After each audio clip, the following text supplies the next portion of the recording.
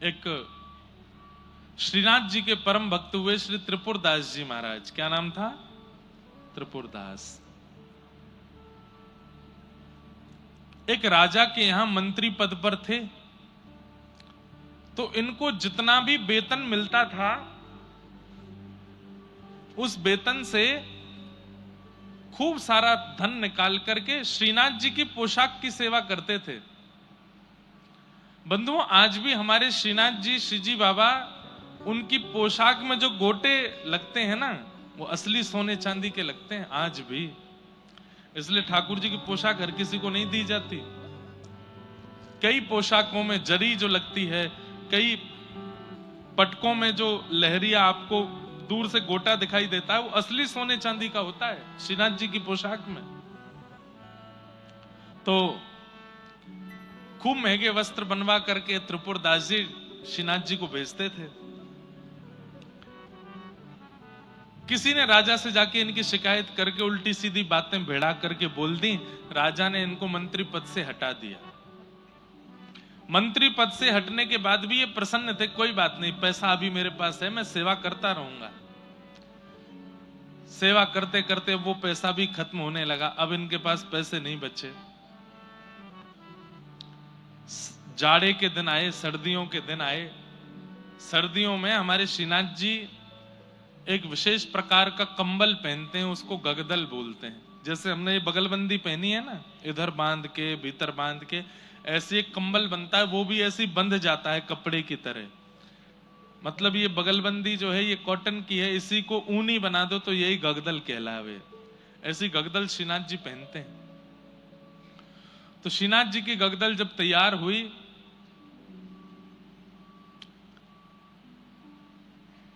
ठाकुर जी को धारण जब कराई गई, तो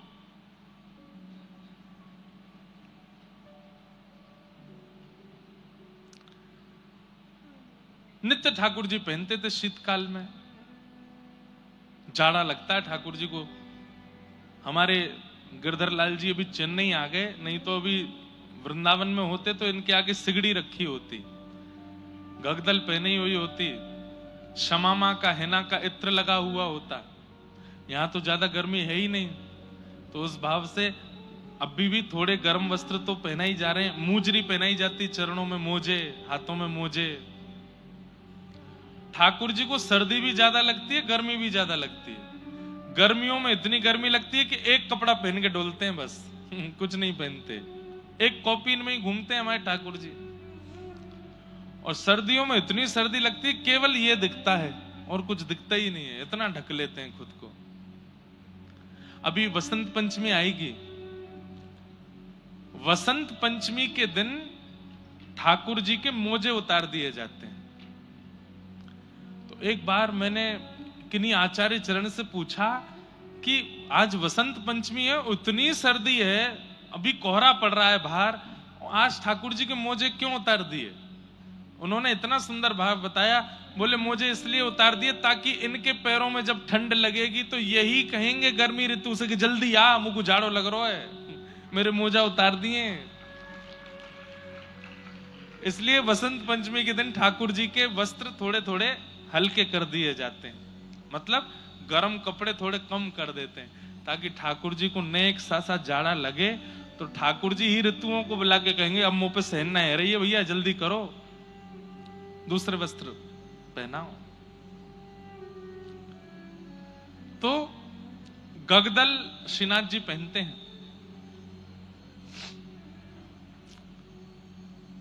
त्रिपुरदास जी को सेवा से निकाल दिया गया और सेवा निवृत्त करके उनको घर में छोड़ दिया। तो धीरे धीरे पैसे खत्म हो गए। बढ़िया साटन के कपड़े, बढ़िया ऊनी कपड़े तो धन से आते हैं, अब इतना धन है उन पे है नहीं। तो उन्होंने मन में विचार किया कि श्रीनाथ जी कपड़े की क्वालिटी नहीं देखते, वो तो भक्त का भाव देखते हैं। तो 1-2 रुपया का ही कपड़ा, जो सामान्य सा कपड़ा था, उसमें रुई भी नहीं थी, वो ऊनी भी नहीं था, केवल मेरा नियम पूरा हो जाए कि कपड़े भेजने हैं मुझे, तो एक सामान्य सा कपड़ा, टेरिकोट का बिल्कुल सस्ता मद्दा सा कपड़ा लेकर के, और बोले श्री जी बाबा मुझ पर ज्यादा धन बचे नहीं है, पर मुझे रोज नियम तो पूरा करना है, तो मैं कपड़ा भिजवा दे रहा हूं, आप आप इसको किसी भी रूप में स्वीकार करना। अब पुजारी जी के पास तो बहुत सारे सामान लेके आते हैं लोग, घी है, तेल है, लड्डू है, मेवा है, सब है। अब जो अच्छा अच्छा होता है पुजारी जी भीतर धर लेते हैं, जो ऐसे ही होते हैं वो सब में बंटवा देते हैं। तो पुजारी जी ने सारे सामान अच्छे अच्छे इधर उधर किए, और वो सामान्य सा कपड़ा था टेरिकोट का, उसको ऐसे कर दिया, बोले इसको ऐसे रखो, कहीं पोंछा वोछा में काम आ जाएगा। रात्रि का समय ठाकुर जी को इत्र लगा करके कंबल उड़ाए, कंबल उड़ा करके सिगड़ी रखी, सिगड़ी रख के आरती करके शयन करा दिए। सुबह मंगला में जैसे ही गुसाई जी आए और जैसे ही मंगला का द्वार खोला, सामने सिगड़ी पधराई, तो क्या देखी, cut cut cut cut cut cut cut cut जोर से आवाज आ रही है। तो क्या देखा, ठाकुर जी के दांत बज रहे हैं जोर से, और ठाकुर जी ऐसे कांप रहे हैं, आंखें बिल्कुल लाल पड़ गई हैं, नाक बह रही है श्रीनाथ जी की। गुसाई जी बोले जय जय, इतनो जाड़ो लग रहा। बोले मुझको बहुत जाड़ो लग रहा है, जल्दी लाओ। सोई गुसाई जी गए और महाराज 2-4 गगदल और लेकर के आए, सिगड़ी पे उनको गरम करें, बिल्कुल गरम कर करके ठाकुर जी को ऊपर से धरा में 4-5 गगदल धरा दी, तब भी ठाकुर जी की कटकाहट बंद नहीं हो, ठिठरना बंद नहीं हो। पैरन की मालिश करी, हाथन की मालिश करी, खूब घी लगाया, खूब ठाकुर जी को इत्र लगाया, ठाकुर जी की कटकटाहट बंद नहीं हो। बोले सिगड़ी बढ़ाओ, 2-4 सिगड़ियां लगा दी महाराज। वहां सेवा करने वाले जो सेवाएं थे उनके पसीने छूट गए, इतना गर्म हो गया गर्भगृह, लेकिन ठाकुर जी की कटकटाहट बंद नहीं हो रही है। ठाकुर जी तो cut cut cut cut cut के, ओ जाड़ो, ठंड लग रही है, जल्दी करो। गुसाई जी बोले क्या करूं? तब गुसाई जी समझ गए और उन्होंने सेवकों को बुलाया, बोले सुनो, कल भक्तों के द्वारा भेजी गई सामग्रियों में क्या क्या आया था? बोले बादाम आए थे, किशमिश आई थी, काजू आए थे। वो कपड़ों में बताओ? बोले कपड़ों में एक बढ़िया गगदल आई थी, एक मोजे आए थे, ऐसे आए थे, ये आए थे, वो आए थे। बोले एक बड़ा सामान्य सा साटर, उसका क्या बोलते हैं, टेरिकोट का एक कपड़ा भी था, वो भी तो। बोले वो कहाँ है, वो वाला कपड़ा कहाँ है? वो बोले वो तो हमने ऐसे धर दिया कहीं, वो तो बिल्कुल ठाकुर जी के प्रयोग का भी नहीं है। बोले उसी को लेके आओ। सेवक सब बोले ये कैसे, वो उस कपड़े से क्या होगा? बोले लेके तो आओ। कपड़ा लेकर के आए, छोटा सा कपड़ा। त्रिपुर दास जी ने केवल नियम पूरा किया, वस्त्र देने का छोटा सा कपड़ा भिजवाया था। गुसाई जी बोले ठाकुर जी की गगदल उतारो, ये 5-6 गगदल पहनाई, सब उतारो। बोले जय जय बहुत जोर से ठिठर रहे हैं, आप कह रहे हो उतारो। बोले उतारो तो। 5-6 गगदल उतार दी, ठाकुर जी और जोर से कड़कने लगे। इतने में ही गुसाई जी ने वो सामान्य सा वस्त्र उसको ले जाकर के जैसे ही चरणों में धरा, धीरे धीरे धीरे ठाकुर जी की सारी सर्दी दूर रह गई। ठाकुर जी बोले अरे भैया मुझको तो बहुत जोर से गर्मी लग रही है, इन्हें हटाओ, ये सामने सिगड़ी धरी है, इन्हें बाहर निकालो, मेरे कपड़ा ने उतारो, अब मुझको गर्मी लग रही है बहुत जोर से। गुसाई जी के नेत्र सजल हो गए। जय हो नाथ, आपकी जय हो। और सब सेवकों को समझाते हुए कहा वस्तु का मूल्य कितना है, वस्तु कितने महंगे रत्नों से बना है, वस्तु में कौन सी क्वालिटी का वस्त्र और रुई का इस्तेमाल किया, हम देखते हैं। ठाकुर जी ने, ठाकुर जी की शीतता तो एक टेरिकोट का कपड़ा दूर कर रहा है, क्योंकि त्रिपुर दास ने भाव से भेजा है। ठाकुर जी तो वही देखते हैं। हमारे इतने सारे वैष्णव कथा में आते हैं, चेन्नई में तो फिर भी संख्या तो फिर भी आप लोगों की चेन्नई के हिसाब से बहुत है, लेकिन जब उत्तर भारत में कथा होती है वहां तो इतनी भीड़ आती है, और वो सब इतना सामान लेके आते हैं गिरधर लाल जी के लिए। कोई मेवा लेके आया, कोई कुछ लेके आया, कोई कुछ लेके आया, चित्र बना बना करके लाते हैं, उल्टे सीधे ठाकुर जी के कुछ भी बना के लाते हैं। हमने आज्ञा दे रखी अपने सब विप्र ब्राह्मणों को, बोले चाहे जैसी वस्तु लावें, एक बार के लिए सही गिरधर लाल जी के सामने पधराना जरूर, पता नहीं कौन सी वस्तु को किस भाव से वो स्वीकार करते हैं।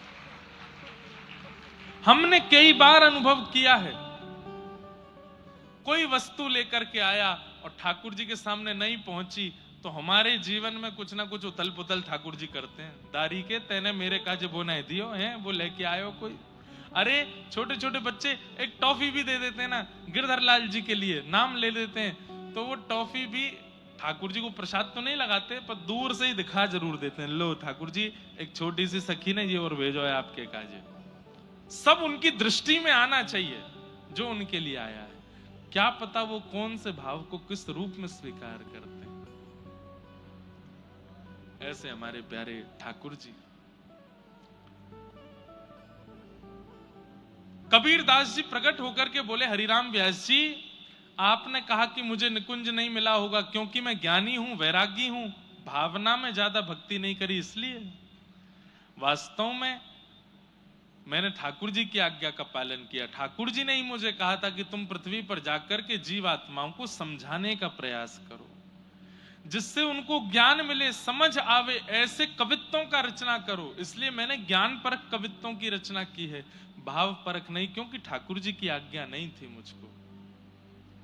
तब हरिराम व्यास जी ने हाथ जोड़े, कान पकड़े, बोले मुझे क्षमा कर दें, मैं आपके रूप को, आपके भाव को समझ नहीं पाया और आप पर इस प्रकार मैंने प्रश्न चिन्ह उठाया। ऐसे श्री कबीर दास जी। अब कबीर दास जी की दीक्षा हो गई, द्वादश तिलक लगा करके श्री कबीर दास घूमते हैं। आहा बीनो तानो बानो ही राम मडरानो, कही कैसे के बखानो वह रीति कछु न्यारी है। उतनो ही करे जामे तन निर्वाह होए, भोए गई औरे बात भक्ति लगी प्यारी है। ठाड़े मंडा माझ पट बेचन ले जन को, आए मोकु देहु देह मेरी है उधारिये। लाग्यो दिन आधो फारी, आधे सोना कम होत, दियो सब लियो जाप यह उरधारी है। कबीर दास जी, ये श्री प्रिया दास जी के भक्तमाल जी में भाव है। कबीर दास जी अपने तन के निर्वाह के लिए उतने ही कपड़ा बुनते थे जितने से एक समय की रोटी हो जाए। क्यों? क्योंकि उनके हृदय में तो सदा श्री राम नाम जप हिलोने लेता रहता था। वो राम नाम की कमाई करते थे, राम नाम जितना हो सके इकट्ठा हो जाए इसका विचार करते थे, और उनके चित्त में सदा राम लीला चलती रहती थी। इसलिए वे ज्यादा किसी कार्य में व्यस्त हो नहीं पाते थे। उनकी उपासना की रीति बड़ी विचित्र और सबसे न्यारी थी। उसका वर्णन कैसे करें, अर्थात वह वाणी से वर्णन का विषय नहीं है, अनुभव की वस्तु है। जिसने उनका दर्शन किया होगा, अनुभव किया होगा, उसी को वो समझ में आ सकता है। निरंतर उसी आराधना में लगे रहते थे। एक बार बाजार में कपड़ा बेचने के लिए गए, एक साधु आपके पास आकर के बोला कि मुझे कपड़ा दीजिए, मेरे पास पहनने के लिए कुछ नहीं है, मेरा शरीर उघारा पड़ा हुआ है। तब आप उसे आधा थान फाड़ करके देने लगे तो उसने कहा इस आधे थान से मेरा काम नहीं चलेगा। तब कबीर दास जी ने कहा यदि पूरा थान लेने का निश्चय आपने अपने मन से किया है तो लीजिए, ये पूरा थान ले लीजिए। पूरा ही दे दिया, सब कुछ दे दिया। ऐसे श्री कबीर दास जी दानी। मैंने बताया ना कथा में अभी कि ठाकुर जी चित्त में आ जाएंगे तो आपका संग्रह का मन नहीं हुआ करेगा, बांटने की, देने की इच्छा चित्त में ज्यादा प्रकट हुआ करेगी। आहा, ऐसे श्री कबीर दास जी।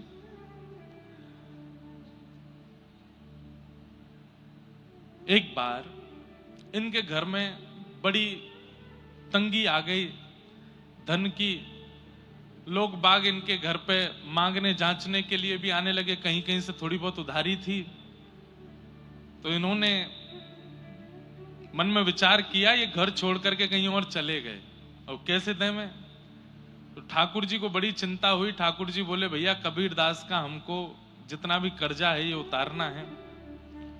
तो कबीर दास जी धनी मानी तो नहीं है, पर इनको धनी मानी बनाना है। तो ठाकुर जी संग में शंकर जी को लेकर के, हनुमान जी को लेकर के, लक्ष्मण जी को, विभीषण जी को लेकर के, अपने अपने परिकर के सब लोगों को लेके, सबका रूप बदलवा करके बैलगाड़ी में खूब सारा धन धान्य लेकर के कबीरदास जी के यहां पहुंच गए। जैसे ही नगर में पहुंचे महाराज, नगर के सब लोग देखने लगे, बड़े बड़े सेठ साहूकार बैलगाड़ियों में धन धान्य लेकर के कहां जा रहे हैं। दो चार लोगों ने पूछा, भैया कहां जा रहे हो? बोले कबीरदास के यहां जा रहे हैं। बोले कौन कबीरदास? अड़ोसी पड़ोसी भी जानने से इनकार करने लगे, मना करने लगे। बोले हम नहीं जानते कबीरदास को। कौन कबीरदास है? उससे हमारा कोई संबंध नहीं है। भक्ति का बंधुओं एक स्वरूप और है कि भक्ति जब जीवन में आती है तो कई लोग आपका त्याग अपने स्तर से कर देते हैं। वो आपसे संबंध बन, अभी तो ट्रेंडिंग में चल रही है ना सोशल मीडिया पर, इसलिए भक्ति सबको बढ़िया लगती है। पर जब ये सोशल मीडिया पर भी ट्रेंडिंग में नहीं थी तो कई बार कई लोग, भक्त, घर में कोई भक्त बालक भी होता तो मेहमान आने पे बोलते तू कमरे में ही बंद रही हो, निकल के मत आइयो बाहर। तुझे देख करके सोचेंगे कोई बैरागी है इनके घर में। अभी तो भक्ति ट्रेंडिंग में है तो इसलिए फ्लो में लोग कर रहे हैं कि चलो तिलक लगा करके फोटो डालेंगे तो 200 लाइक ज्यादा आएंगे। आजकल इसलिए भक्ति हो रही है। अरे बड़ा विचित्र समय आया है महाराज। लेकिन हम कह रहे हैं इससे ही सही तिलक तो लगा रहे हैं, इससे ही सही काशी तो जा रहे हैं, बद्रीनाथ तो जा रहे हैं, वृंदावन तो जा रहे हैं, बरसाना तो जा रहे हैं, भले ट्रेंडिंग में आने के लिए जा रहे हैं, जा तो रहे हैं। एक बार श्री जी की दृष्टि पड़ गई तो क्या पता जीवन संवर जाए। कितने बालक ऐसे हैं जो ट्रेंडिंग में आकर के आजकल व्रजमंडल जा रहे हैं, पर किशोरी जी की कृपा से परिवर्तित हो जाते हैं, बदल जाते हैं।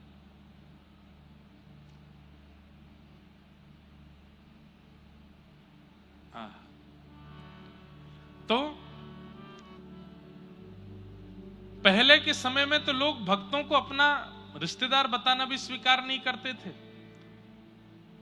भगवान सब अपनी मंडली के साथ में पहुंच गए, रूप बदल करके, खूब सारा धन धान्य छिपा करके बैलगाड़ियों में लेके गए, कपड़ों की परत से छिपा रखा है। जैसे ही पहुंचे जाकर, अरे भैया कोई कबीरदास का घर जानता है? सब बोले हम नहीं जानते। कौन कबीर? कौन कबीर? हमें नहीं पता। तब कबीरदास के घर के सामने जाकर के ही इन्होंने देखा, बोले यही है शायद कबीरदास का घर। सब लोग अपने गली गली में बाहर निकल के देख रहे हैं, बोले इतनी सारी बैलगाड़ियों में सामान कबीर के घर क्यों आया है? ठाकुर जी ने गेट खटखटाया तो कबीरदास जी की माता जी ने गेट खोला। बोले कौन है भैया आप? बोले हम सब कबीर के दास हैं, हम सब कबीर जी के दास हैं, उन्हीं की कृपा से हमारी सब रोजी रोटी चल रही है। उनका बहुत सारा धन हमारे पास था, वो देने के लिए आए हैं। बोले भैया कोई और कबीर होगा, हमारा कबीर किसी का स्वामी नहीं हो सकता, हमारा कबीर तो जगत का दास है, उसके दास कौन हो गए? बोले नहीं नहीं हम कबीर के दास हैं। बोले भैया कोई और कबीर होगा, हमारे यहाँ तो एक समय की रोटी बन जाए वही बहुत बड़ी बात है, इतना धन धान्य हमारे घर नहीं आ सकता।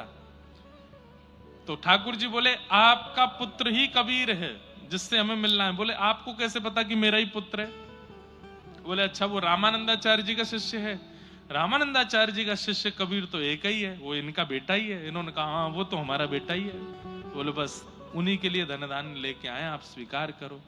बैलगाड़ियों के ऊपर से जैसे ही वस्त्र हटाए महाराज, सोने चांदी हीरे जवाहरात रत्नों से भरी हुई बैलगाड़ियां देख करके सारे पड़ोसी आ गए और सब आकर के ठाकुर जी से बोले बचपन में हमारे संग खेलता था कबीर, हमारी थाली में ही भोजन करता था, मेरी माता जी के हाथ का निकला हुआ छाछ पीना तो उसको बहुत प्रिय लगता था, हमारा मित्र सखा है हमारा। कितने स्वार्थी जीव हैं। जब तक धन नहीं है धान्य नहीं है तो कौन कबीर, कहां का कबीर, कैसा कबीर हम नहीं जानते। पड़ोसियों ने भी इनकार कर दिया और जैसे ही पता चला इतनी बैलगाड़ियों का धन ये कबीरदास जी के लिए आया है तो सबने अपने संबंध बता दिए।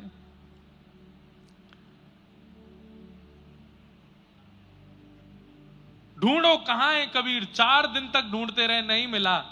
तो फिर गली मोहल्ले के लोगों को इतनी चिंता हो गई कि सो नहीं पा रहे रात को कि कबीरदास कैसे भी आ जाए तो इसमें से कुछ तो हमको भी देगा।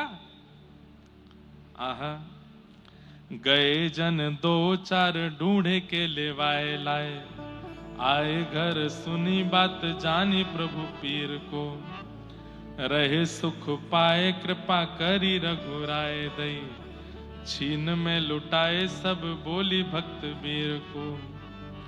जैसे ही घर आए आकर के देखा कि माँ ने बताया, मैं बहुत सूक्ष्म में बता रहा हूं, बहुत बड़ा चरित्र है कबीरदास जी का। ये सारा धन धान्य तुम्हारे सेठ दे करके गए। कबीरदास बोले तुम्हारे दास दे के गए। कबीरदास बोले मेरे दास कौन है? बोले बढ़िया थे, सांवले सलोने से रूप थे, ऐसे सुंदर नेत्र थे, आदि आदि सब बताया। समझ गए, बोले कि ये ठाकुर जी की लीला है, ठाकुर जी सब करके गए। पूरे अड़ोसी पड़ोसी सब बाहर खड़े हो गए थे। बोले कि कबीर बचपन में भूल गया, हम कैसे तुझको लेके जाते थे, वहां खेलते थे तेरे साथ में, ऐसा करते थे, तो याद है तुझको? चल, अरे भाई चल, दोनों चल रहे हैं, दूध पी के आएंगे। कबीरदास बोले वाह, 15 दिन पहले गालियां दे रहे थे मुझको, लात मार मार के अपने घर के बाहर से भगा देते थे, अब जो मेरे संग दूध पीने जाओगे? ये इतना धन धान्य दिख रहा है इसलिए।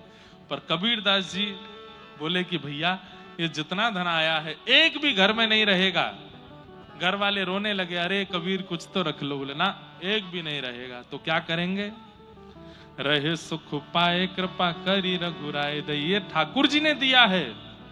छिन्न में लुटाए सब बोली भक्त भीर को। काशी विश्वनाथ का दर्शन करने के लिए भारी भीड़ जा रही थी, बिंदु माधव जी का दर्शन करने के लिए भारी भीड़ जा रही थी। उस भीड़ के सैलाब में गए और जाकर के जितने सोने चांदी हीरे जवाहरात है सब लुटा दिए, उनको सब दे दिए। बोले ठाकुर जी ने दिया है भैया, बढ़िया सब धन धान्य लो, काशी में चकाचक आनंद करो, सबको बंटवाई दिए। घर वाले देखते रह गए और कबीरदास जी ने सब लुटाई दिया। दियो छोड़े तान बानो सुख सरसानो ही किए रोष धाये, सुन विप्रत जी धीर है, क्यों रे तू जुलाई धन पाए ना बुलाए हमें, शूद्रनी को दियो जावो कहे यो कबीर को। बड़े बड़े ज्ञानियों ने आकर के रोष किया कि तेने हमको धन नहीं दिया, अपनी जाति के लोगों में ही सब बांट दिया। कबीरदास जी बोले भैया ठाकुर जी का धन था, ठाकुर जी की कृपा से प्राप्त हुआ, ठाकुर जी के जनों में ही मैंने वितरण कर दिया। आपको मिला नहीं मिला उसके लिए मैं क्षमा मांगता हूं, मैं और कुछ व्यवस्था करके आपको दे दूंगा, पर अभी आप मुझे क्षमा करें।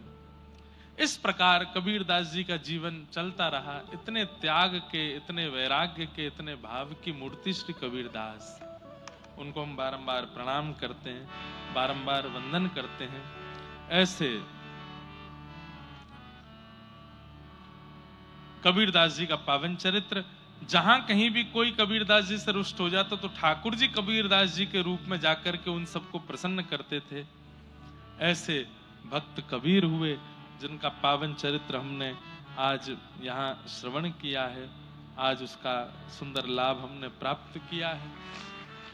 हमको पहले दिन अगर मन में भाव आ जाता तो हम 3 दिन कबीरदास जी के चरित्र पर बोलते तो संभवतः ये पूरा हो जाता चरित्र, परंतु अब कल ही हमारे मन में आया, वो भी आधी कथा निकलने के बाद आया, इसलिए अब तो बहुत चरित्र भी रह गया है।